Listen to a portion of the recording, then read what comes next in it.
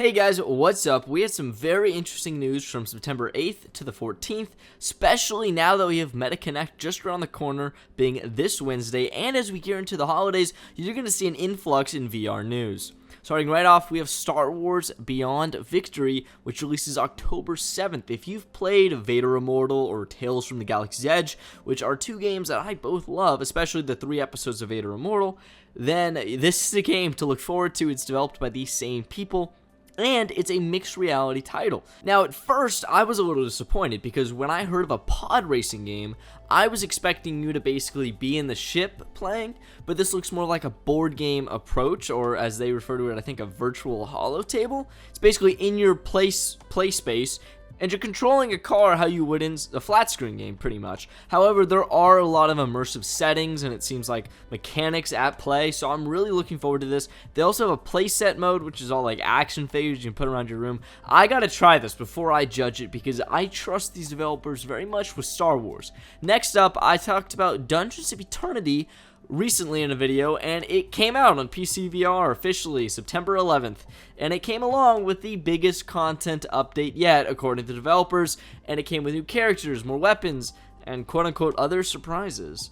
So let me know what you think about that. It also, if you're playing on PC VR, the graphics are greatly improved, so you can enjoy the enhanced visuals. Next up, you might have known that Meta Horizon Worlds came out with AI environments pretty recently. Well, now they're fulfilling another promise they made at last year's MetaConnect 2024, which is pretty ironic now that we're just about to get to Connect 2025. So it took them all year, but at least they're finally getting around to it. And that is, you can now add scriptable conversational AI NPCs. This is something that was showed off in the trailer again at Connect 2024. Looked pretty amazing. I'm going to have to try this right now. And it seems like it's only available for adult US users to talk to right now. So I'm going to have to try this out and let you guys know in next week's episode, hopefully, how they actually work and if they're overhyped or if they look pretty similar to how they do in the trailer, which I doubt, but I'll give them the benefit of the doubt until I try it. In some interesting news, we have Meta overhauling Quest TV's app. And now it is like a hub. It's like a Fire TV stick, or it's like an Amazon Prime TV if you ever have one of those. So pretty much now you can access all your favorite streaming apps, such as Prime Video or Peacock, or and pretty much you get the gist. But the problem with this is that there used to be like an immersive tab. And you used to have all these user-generated content that would be like 180 and 360, and it would mark that content. But it's getting removed, and I guess they sent out emails to creators on the platform a long time ago, and it's really a bummer though, because you're just removing all that content. It's honestly kind of a big deal. I mean, this used to be Oculus TV, and it used to have all these 180 and 360 content, including user-uploaded videos, and now they're just being removed. There's not like a separate tab, there's not like a certain way to find them, they're just gone. And I find that a little bit like, what are we doing? We're just removing content, which is not what we should be doing with VR. And I really doubt that it costs them that much to create a separate tab. So I find that a little weird, but at least they did email users that uploaded to the platform a long time ago, I'm pretty sure, and then they let them know to put them on YouTube. That's what they recommended doing. Okay, next, in some more positive news, we have a mixed reality art app called Pencil.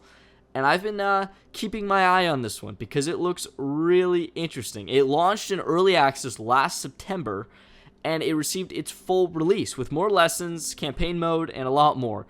And this is a game I'm going to have to try out now with the full release. This looks really cool. There's 83 lessons, there's a new gallery mode, updated visuals, and it looks like pretty much the best way to learn how to draw, except for hiring a professional instructor. Like, this looks like if I want to draw, I'm gonna get this game. I don't know what else I would do, because it gives you a hands-on and interactive value that you can't get anywhere else.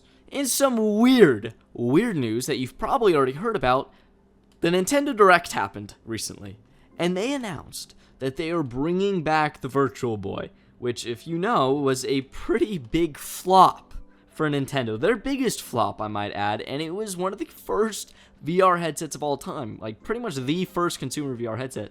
And it was all red, and people hated it, but they're bringing it back to the Nintendo Switch Online app for people that subscribe to that.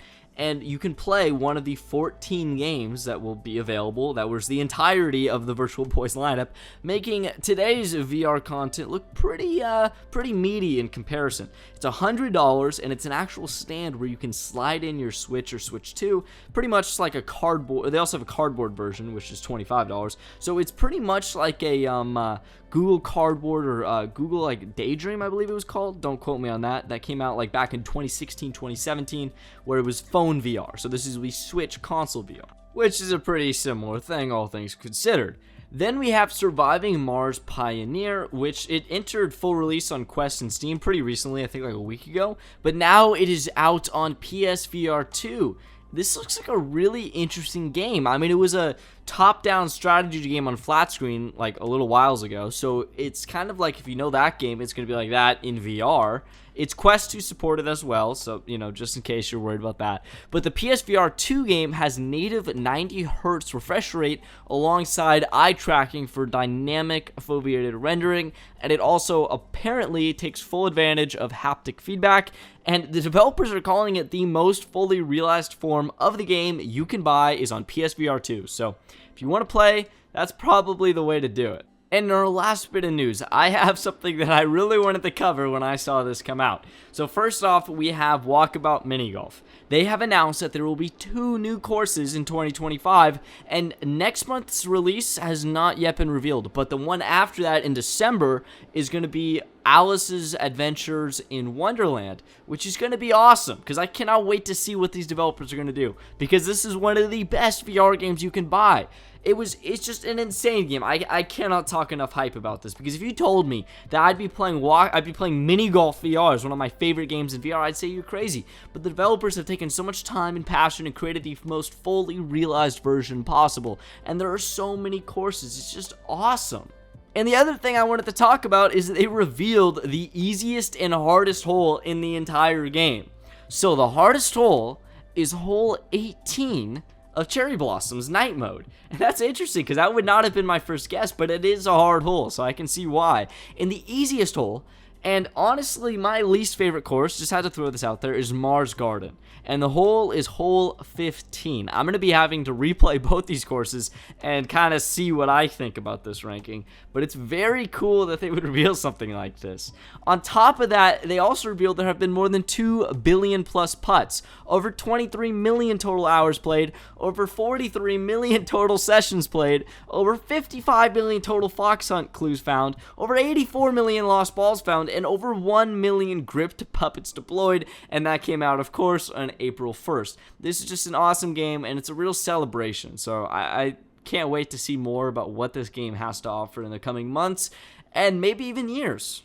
One last note before we end the video is I just want to say MetaConnect again is this Wednesday, so if anybody has any predictions or any things they want to see out of the conference, just comment down below, and I'd be very curious to hear everyone's takes on this, because I don't really know what to expect outside of these smart glasses that have been rumored for ages at this point.